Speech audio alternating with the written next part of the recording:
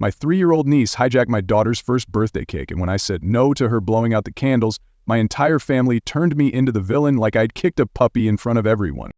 Look, I'm not someone who likes drama. I'm 26, married to my husband who's 30, we've been together for 4 years, and we're just a quiet working couple. We both have full-time jobs, we don't throw big parties, and we keep to ourselves. Most of the time we hang out with his family. His parents live about 20 minutes away, and his sister, who has a 3-year-old daughter, let's call her Ellie, lives even closer. We spend holidays together, do Sunday dinners, all of that. I always thought we were one of those tight-knit families. I never saw any big red flags. That changed at my daughter's first birthday party. Something so small blew up into something so personal, and now I can't stop thinking about it.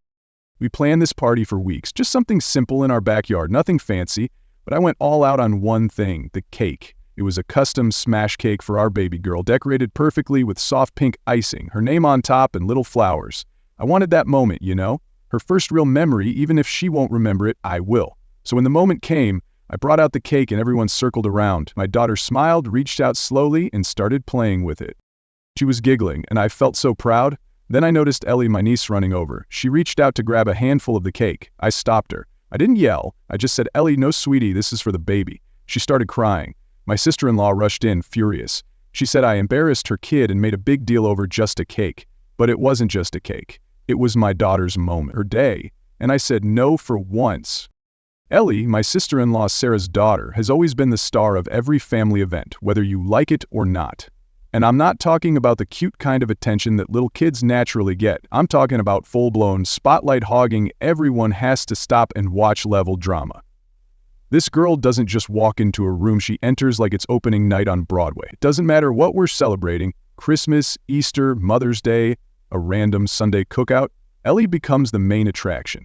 And every single time her mom Sarah cheers her on like she's watching her baby win an Oscar. It's exhausting, and honestly, it's gotten ridiculous. Well, let me paint you a picture. Last Christmas, we were doing Secret Santa at my in-laws. Everyone was gathered in the living room, exchanging gifts, laughing, sipping hot cocoa. It was cozy and festive, everything you want the holidays to be. Then comes Ellie, who decides that she wants to open not only her gifts, but everyone else's too. I kid you not, she starts tearing through wrapping paper like a tornado, not even waiting for people to read the tags. My gift to my husband, opened by Ellie. My father-in-law's gift from his wife, Ellie again. And the worst part? Everyone just laughed. They thought it was the most adorable thing. "Ah, she's just so excited," they said. I sat there thinking, are we really doing this? Again?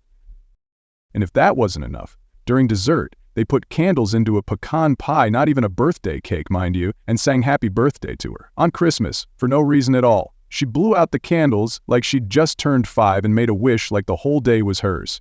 And you know what Sarah said when I looked at her like she'd lost her mind? "She's little. Let her have fun." This wasn't a one-time thing either. The same thing happened on Mother's Day and Father's Day. If there's a cake anywhere in sight, Ellie thinks it's for her. And everyone goes along with it.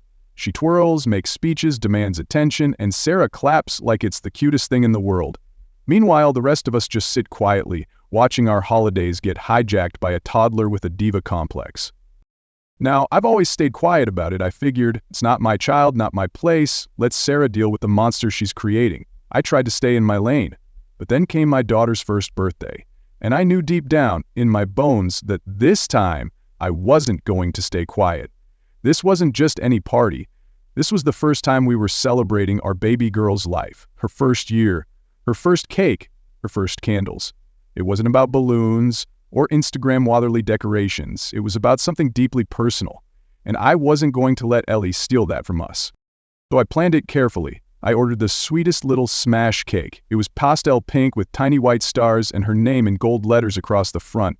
I bought her a custom onesie that said "One Dirtiful" in glitter. I decorated her high chair with a banner, little paper tassels, and even a flower crown. It was everything I wanted for her, and more than anything, I wanted that one moment when we sang happy birthday to be hers and hers alone. I even had a talk with my husband ahead of time, weeks before the party. I said, "Please, when it's time for the cake, do not let Ellie jump in. I'm serious, this is important to me." He looked me in the eye and said, "I got you, don't worry." I believed him. We were on the same page. We both knew what usually happened when Ellie was around, but I trusted that this time would be different, that the family would understand or at least respect the boundary. that we could have one event, just one, where my daughter wasn't overshadowed by someone else's need to be center stage. But I should have known better. You see, the thing about patterns is, they don't change just because you hope they will. People don't magically grow boundaries when they've been allowed to cross every line without consequence. And kids like Ellie, they don't suddenly stop demanding attention when that's the only thing they've been taught to expect. I had set the stage for something beautiful, something meaningful. But deep down, I couldn't shake this uneasy feeling that history was going to repeat itself. That no matter how carefully I planned or how gently I tried to draw the line, the moment Ellie walked through that door, everything would once again become the Ellie show. And this time, I wasn't going to sit back and let it happen. The party started beautifully, almost deceptively so. Balloons were bouncing gently in the breeze, people were laughing, and the playlist was upbeat but not overbearing. We had this lovely spread: finger sandwiches, fruit kebabs, tiny cupcakes for the kids. My daughter looked like a little queen in her frilly birthday onesie, wide-eyed at the world, completely unaware that this day was meant to mark something big, her very first year around the sun. My husband was helping my dad with drinks, and I was FaceTiming my mom so she could watch the fun from out of state. Everything felt right, until it didn't. Cake time rolled around. I placed my daughter in her high chair, adjusted her paper crown, and gently set the little smash cake in front of her. My phone was ready, the camera was rolling, and I was savoring the moment. Then, like a thundercloud rolling in from nowhere, here came Ellie. Not running, not excited marching, like it was her coronation. She pulled a chair up right next to us, stared at the cake like it belonged to her, and reached out like she was about to claim it. I froze. I didn't want to ruin the vibe, but every alarm in my head was going off. And of course, Sarah saw this happening and smiled. Look, she wants to help, she chirped, like Ellie was some adorable flower girl and not a tiny bulldozer in pigtails. I prayed anyone would stop it. Then, finally, my husband stepped in, calmly, gently, picked Ellie up and walked her back to Sarah. "Not this time, kiddo," he said. "It's the birthday girl's turn." That should have been the end of it. Instead, it was just the beginning. Ellie wailed like we'd denied her oxygen. A full-body tantrum erupted, echoing through the yard. Her face turned red and snot poured as she shrieked. Sarah looked like we'd physically thrown her child out of the party. "She just wants to be included," she snapped. My husband hadn't raised his voice, hadn't been mean. He simply created space for our daughter. But suddenly we were public enemy number one. My mother-in-law, trying to play peacemaker but clearly picking a side, sighed dramatically. "Can we just sing? This is uncomfortable." I held firm. "We will. But Ellie's not blowing out the candle. It's my daughter's birthday." That apparently made me a monster. The room, our backyard, shifted. Faces changed. You could feel it. Judgy glances, tight smiles, the awkward shuffle of people regretting RSVPs. "She's just a baby. It's not that deep. She'll never remember this anyway," but I would. I'd remember giving in again, letting my kid be background noise in her own story. That wasn't happening. Sarah took Ellie inside, still crying, and we sang. My daughter lit up. She clapped, smashed frosting into her nose, and made the mess of dreams. But the magic was dulled by the looks, like we'd ruined Christmas. Guests trickled out early, barely saying goodbye. No follow-up texts, no thank you for the invite, not even a thumbs-up emoji in the family group chat. It went silent, for days. Then Sarah posted one of those vague Instagram quotes. "How you treat children says everything about you," with a sparkle emoji and a photo of Ellie smiling like the poster child of passive-aggressive guilt. And that's when the text started. "Ellie's still upset," Sarah wrote. "Seems too young to understand why she was excluded. You could have let her blow out the candle after your daughter. Not everyone's used to their kid getting attention. Hope that helps." My hands actually trembled reading it. Hope that helps? I stared at my screen, furious. I texted back, "I didn't exclude her, I just wanted my daughter to have her one moment. You know Ellie takes over everything." Read, no reply. Then came the cryptic stories. If your light dims when someone else shines, that's a you problem. I was the villain now? My husband tried to calm things down, but even he got a call from his mom, disappointed in us. "You hurt Sarah's feelings," she said. "You owe Ellie an apology." "An apology? For protecting our daughter's birthday? You should have just let them share," she sighed. "She's only 3. I looked at my husband, stunned. "If we give in now, it'll be every year, every party, every milestone. I'm not raising a kid who fades into the background." He agreed, but I could tell the pressure was getting to him.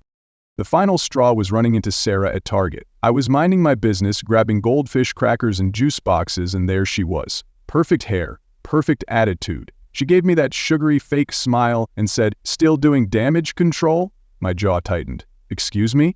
She goes, "Heard there was a tantrum. Guess the spotlight thing runs in the family." My blood boiled. "You're mad we didn't let your daughter steal a birthday moment?" She shrugged like I was ridiculous. "It's just weird how threatened you are by a toddler." Threatened. That word hit like a slap. "Grow up before your daughter turns out just like you," I said and walked away. Probably not my classiest moment, but God, it felt good. A cousin DM'd me later. "You could have just let it go. It's not that deep." But it is. It's deep when you're the only one standing up for your child in a sea of people too afraid to say no to the loudest kid in the room. It's deep when your voice shakes from holding the line, not raising it. It's not about a candle, it's about teaching your child that she matters even when it makes others uncomfortable. And I'm still wondering, was I wrong? Or was this just the first time someone finally said no to Ellie and meant it? I knew I shouldn't have gone to that dinner. Every nerve in my body said, stay home, stay sane. But my husband insisted. "If we don't show up, it'll look like we're guilty or trying to stir the pot," he said. So like an idiot, I smiled, packed the diaper bag and walked straight into the lion's den dressed up as a family meal. Garlic bread in the oven, kids screaming about iPads, lasagna bubbling on the table on the surface. It was your standard Sunday dinner, but something in the air was wrong. Everyone was just a little too chipper. All the sweeties and "how's your baby girl" felt like sugar on top of arsenic. Sarah didn't say a word to me. She doted on my husband like she just discovered him, smiled at my baby like she was the Virgin Mary, and when I handed her a napkin she'd dropped, she took it without even glancing at me. Like I was invisible, like I didn't exist. Still, I stayed calm. I told myself, no drama tonight, be cool. Then came dessert. My mother-in-law walks out with a store-bought sheet cake. No birthday, no reason, just cake. She grins and says, "Let's have Ellie blow out the candles. She's been such a good girl today." My heart dropped. It was a test, a trap. I looked around and every face at that table was watching me, waiting for me to explode so they could label me dramatic again. Ellie, of course, was already clapping and climbing into a chair like it was her coronation, so I smiled. A tight, sweet, nuclear-grade smile. I turned to Sarah and said, "What a sweet tradition. Maybe next time we'll light a candle for my daughter on your birthday. That'd be cute, right?" Silence. You could hear someone breathe across the room. Sarah fake laughed, but her eyes didn't match. "Wow," she said, "you're still bitter?" And I said, "No, I'm just taking a page out of your parenting book. What's mine is hers, right?" That's when she snapped. Fork down, voice raised, "You're ridiculous. She's 3. It's not like she's trying to destroy your kid's life." I said, "She's not the problem, you are. You let her hijack everything. You never say no, and the second someone else does, you act like we're monsters." Boom. That set off the fireworks. My mother-in-law gasped, "This is not the time." My husband whispered, "Babe, let it go." Ellie started crying again, dramatic little hiccups like we'd stolen her puppy. Then one of the aunts, bless her clueless heart, says, "Not everything needs to be a competition. Some moms just get territorial." I turned to her and said, "If making sure my daughter gets one birthday without being overshadowed makes me territorial, then call me the damn b-." That was it. My husband stood up. "We're leaving." We grabbed our things, baby on my hip, diaper bag on my shoulder. Ellie's still sobbing, and now they're all comforting her like she'd survived a car crash. At home, we fought. "You didn't have to take it that far," he said, and I just stared at him. "So I'm supposed to sit there while they make me the villain for asking for one thing?" he said. "You could have said it differently." And that's when I lost it. I've been saying it differently for over a year. I've kept my mouth shut while that child blew out candles at every holiday like she's royalty. The one time I say no and I'm accused of being cruel? He didn't respond, just sat there, stunned. "I don't know how we fix this," he said.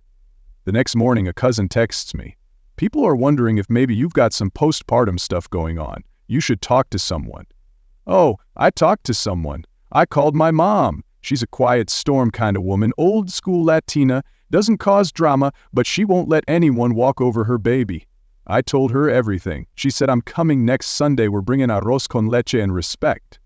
I wasn't sure it was a good idea, but some small petty part of me needed to see Sarah's face when my mom walked in, like the final boss in a telenovela, and oh boy did she deliver. We walk in, me, my husband, our baby, and my mom, sunglasses still on, carrying her dessert like it was sacred. Everyone goes quiet. Sarah's face goes pale. Dinner was stiff, lots of fake laughs and weather talk. Then mid-meal, my mom wipes her mouth and says, "So, I heard there was trouble at the baby's party." My mother-in-law flashes her polite smile. "Just a misunderstanding." My mom tilts her head, sweet and slow. Funny how a misunderstanding turns into ignoring my daughter for a whole week. Sarah bristles. No one ignored her. My mom goes, Mija, she's not stupid. Then Sarah lets out this dramatic sigh. We just felt there was a lot of hostility toward a child. My mom takes off her glasses, locks eyes with Sarah, and goes full courtroom drama. My granddaughter isn't an extra in your niece's Broadway debut. She gets one birthday. One. You don't teach kindness by letting one child dominate while another is pushed aside. You teach it by setting boundaries. If you have an issue with my daughter, maybe you need to take a long look in the mirror.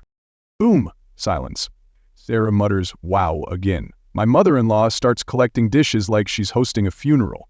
My husband keeps chewing like he's already emotionally checked out. Finally, my mother-in-law mutters, with all due respect, this isn't your business. And my mom, God bless her, says, it is now. We left early. Again. No dessert this time. Sarah hugged us like we were IRS agents. 2 days later, my mother-in-law called to say I was manipulative for bringing my mom into family matters. I laughed and said, if standing up for myself is a power move, maybe you should try it. Then I hung up. My husband still wants peace, but I asked him, peace for who? Because it hasn't been peaceful for me, and that was the first moment I knew I wasn't going to shrink anymore to fit into their comfort zone. Things really went nuclear after my mother-in-law decided to stir the pot with a Facebook post. She shared an old picture of Ellie blowing out candles at her second birthday, captioned, some kids are just born to be stars. Fine. But then came the real kicker in the comments. Some people don't understand how special she is. That's okay, we do. Not tagged, not named, but the shade was loud. I rolled my eyes and decided to leave it, but then like a fire alarm going off, the family group chat silent since the birthday incident suddenly lit up. My mother-in-law sends a message. Father's Day next Sunday, let's keep it light and loving. That was her version of throwing a match and acting like she was watering the plants. Then cousin Kim, who's usually chill, replies, cool. Will there be candles, or should we bring our own kid to blow them out? I actually laughed out loud. I wasn't the only one still thinking about the birthday showdown. Of course, Sarah jumps in. Wow, this is childish. And I couldn't help myself. I typed, it's wild how y'all act like a baby not blowing out a candle is a human rights violation. That was it. The dam broke. My mother-in-law types, this tone is upsetting. It's about kindness, which we're clearly lacking. Kim fires back. Kindness goes both ways. Wanting your baby to have her own birthday isn't cruelty. Sarah, in full meltdown mode now, says, this isn't about the candle. It's about how she talks to us like she's better than us. She brought her mom just to intimidate us. And then, out of nowhere, Uncle Bob, who hasn't texted in the group chat since someone's retirement party in 2016, drops the biggest bomb of all. Y'all let that kid act like a tyrant. It's embarrassing. I nearly dropped my phone. Like Uncle Bob, of all people? Suddenly the floodgates opened. Other cousins started chiming in. Honestly, I always thought it was weird how Ellie took over every event, one wrote. Another said, glad someone finally said it. Sarah rage quit the group chat. My mother-in-law stopped responding. The once buzzing family chat fell back into awkward silence, but this time it felt different. Lighter, even. Later that night, my husband looked at me, still holding his phone like it might bite him. I didn't know people felt this way, he said. I looked him dead in the eyes and replied, they didn't feel safe to say it until now. He nodded slowly. Then he asked, do we start a new group chat? I laughed. Not a bad idea. Call it the No Candle Hijackers Club. He smiled, but deep down I could tell he was relieved too. No more pretending, no more fake niceties, no more guilt for setting boundaries. My mother-in-law texted him privately, saying we had sowed division in the family. But I think what really happened is that the illusion cracked. The golden child narrative stopped working, and people started seeing it for what it was. Control, manipulation, entitlement wrapped in pink ribbons and glitter. And now, we've got our own crew. Kim, Uncle Bob, a few quiet cousins who always stayed out of it before, they've shown up. We're hosting our own 4th of July cookout this year. No drama, no throne for Ellie, just grilled hot dogs, sparklers, and a cake for whoever's actually celebrating something that day. It finally feels like family, not a performance we have to show up for. So yeah, maybe I was petty. Maybe I could have handled it more gracefully. But would I do it again? Absolutely, 100 times over. Because if no one else is going to teach my daughter that she deserves to have her moment, then I will.